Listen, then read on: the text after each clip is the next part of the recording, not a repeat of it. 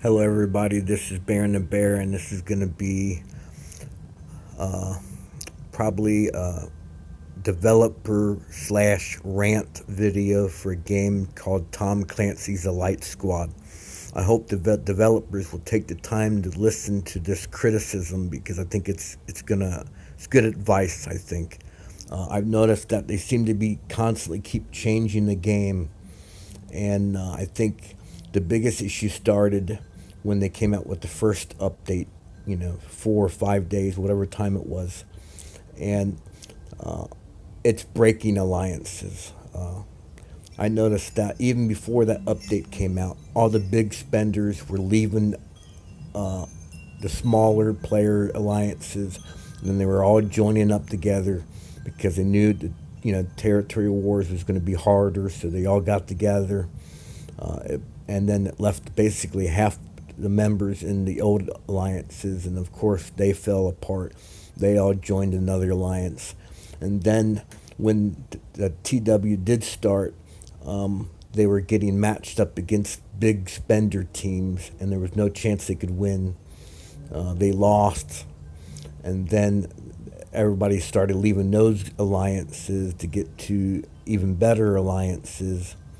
And then now they changed it to where they put all the strong, big spending players into their alliances, put them all in the same territory war, and then the free to play player alliances are getting matched up with the free to play alliances, which probably should have been the first thing they should have did in the beginning with, instead of all the changes they did. Um, I think the biggest problem is it can be hard for developers to really decide what's the best way to go in a game. And I think what the problem was originally is they listened to the wrong players. Um, I think they listened to the big spenders, which make up just a small portion of the actual player base, instead of trying to take the time to get opinions of all types of players in the game. Now, I haven't spent a super lot of money. I spent more than I wanted to in the beginning because I really liked the game and there were certain characters that I had to have. But then I stopped spending as much, and it wasn't thousands of dollars. It wasn't even $1,000. So, but what I'm seeing now is I go into arena, and I'll show you my arena. I'm like at ranked. Well, it's not available now. That's another bug they need to fix. You know, there's a lot of things you need to change before you change big things in the game. You fix the little things first. That's my advice. That's my first piece of advice. Fix all the little things that are wrong. I was about 100. I'm at 100 rank right now, and I haven't really spent that much. I haven't bought that much energy. I've just been playing just when I get on. And I'm still able to beat the players. I can still beat players that spend thousands of dollars in the game. I don't know why you want to spend that much, but hey, if that makes them happy, then all the power to them. But you don't have to spend that much. The object of a game is to play it and level up and progress in the game to win. That's what it should be. But anyway, I do notice it seems like to me there's probably about maybe 1 to 200 players at the most that are spending thousands of dollars in the game. From what I'm seeing, probably will be more because they only have one server. Every week, more people start the game. More spenders get into the game, so it'd probably be more. But as of now, it's a small percentage. So I would really advise the developers to take any advice they get from the big spenders with a grain of salt, because that's not what the majority of your player base. You want to build a player base. If all the free players and the low spenders quit the game, how much longer do you think the big spenders are going to stay in the game? They're not gonna have anyone to beat. There's only gonna be like a couple hundred of them. They're all gonna be playing on the same teams against each other. It's gonna get pretty boring real quick. So you're gonna have to come up with a solution around that. And one issue I've been seeing that I disagree with, they did it with their Assassin's Creed mobile game is when it first came out. It was an interesting game, but then they started jacking up prices for their packs, and they were trying to sell $60 packs for just two characters, you know, and it was a game that wasn't really much. I would justify spending that kind of money for that type of a game, but they did it, and here's some of the packs. Here's the issues I have with the packs. I'm trying to give you guys some good advice that I think the majority of players will agree on. And that's these bundles. I mean, $20 is not bad. It's a low. It's certain characters. Not the best, but that's reasonable. Then you get the 25. Okay. And then you have the 49.99. Now, my advice: you can't sell these packs more than 40, $50. I mean, you see these here, $60, man. $60 for three characters. That's too much. And not only that is if that's what it's going to be, then limit to only one of these packs you can buy. Okay, three packs for $60. Come on, man. These spenders, they're going to get like 5 star. They're going to get 5, 10 star play teams in a couple weeks. How is everyone else supposed to compete with that? They're not. So you got to slow it down. This it's supposed to be a progression based type of game. Okay, it shouldn't be about how many thousands of dollars you spend in the game. That's not what it should be about. So you want my advice? Cut down those packs. If you have to sell for $60, make it one pack. There shouldn't be any three packs, in my opinion. One pack a week is perfectly fine, man. You can't just let big spenders overspend everyone. That's not going to make the game. And these holiday one here, 29.99. I've had a lot of people complain about that pack. Say they barely got anything out of it. They got some gold and some stuff, but I guess they got unlucky. They didn't get a whole lot. So, this is a holiday, man.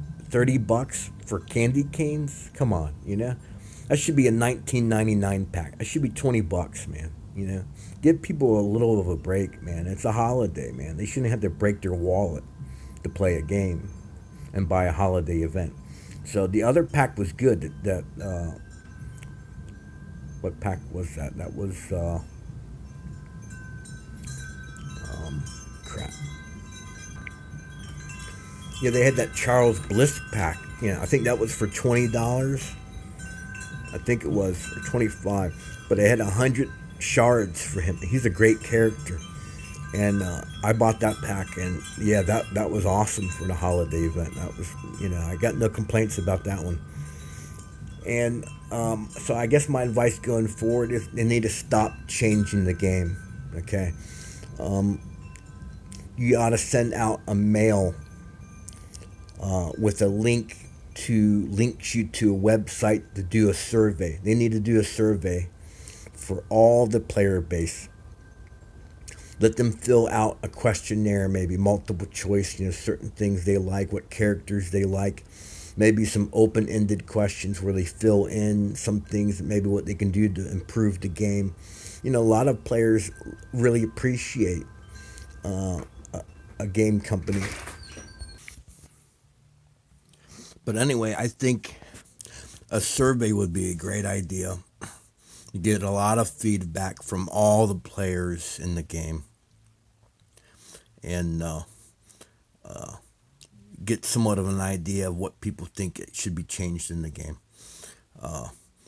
Another thing I've been noticing too now, which might be a good thing that all the big guilds are being matched together, is I'm starting to see the big guilds. I've been in 3 alliances in probably a week now. I'm tired of moving around alliances and stuff just to be able to play this game. So whatever you guys can do to stop alliances from falling apart would be appreciated. Now I'm noticing And these alliances, they're manipulating the matchmaking.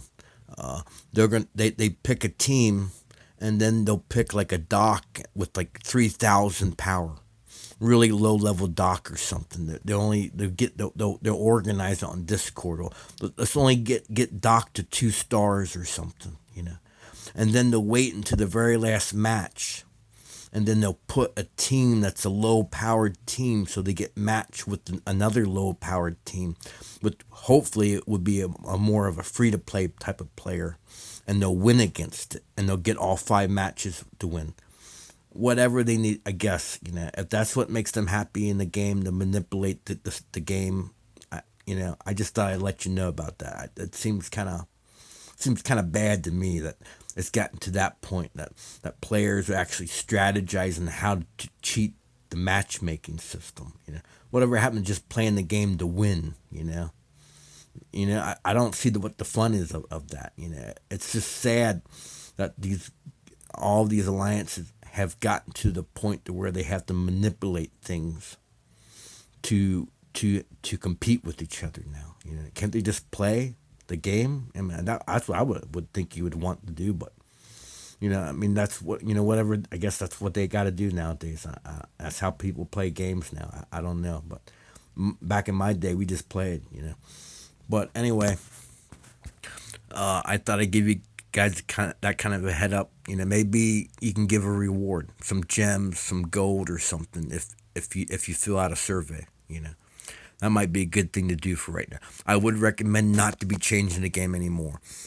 If you're going to try to improve the game at this point, I would work on the little things. What else can I give you?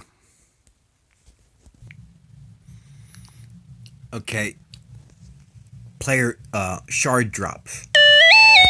I've noticed, like, literally done 10 battles and not get a single shard. Okay, I played multiples of these types of games, and usually on average you get about 2 shards per 5 battles. Okay, and these are free to play characters that people that aren't spending are trying to get, and you guys are really restricting them. Why not let the free players have a chance? I mean, improve the drop rates. There should be no reason why you can't get 2 shards for every 5 battles you're in. That's 30 energy, man.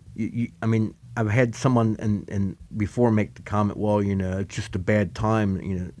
Sometimes the drop rates are bad, and you just got unlucky. Well, for a free to play player, if you go 10 battles and not get a single shard, that's 60 energy, man. You just toss down the drain. If you're free to play in a game like that, that's a big deal to you. Uh, that's got to stop. You got to boost up the drop rates a little bit more, and so you got to make the player base happy overall, everyone.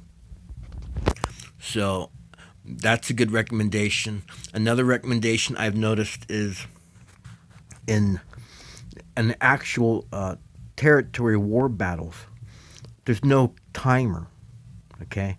Now, evidently, what I've been told is you have a 3 minutes, right, to win the battle, or you automatically lose. Which I don't understand why it's an automatic loss. That would be a tie, in my opinion, and you would just redo it and do another battle. That would make more sense. But they want to make it a loss. Well, that's fine. Okay, but put a timer in the beginning of the game. If you start that battle, you should see a 3 minute timer on that screen as soon as that battle starts. Not 30 seconds at the end of the battle, man. By that time, you might not have been able to, I shouldn't have to sit there and play a TW match with a timer, with a stopwatch right next to me as I'm playing the game. Come on, man. Put the clock in the battle screen.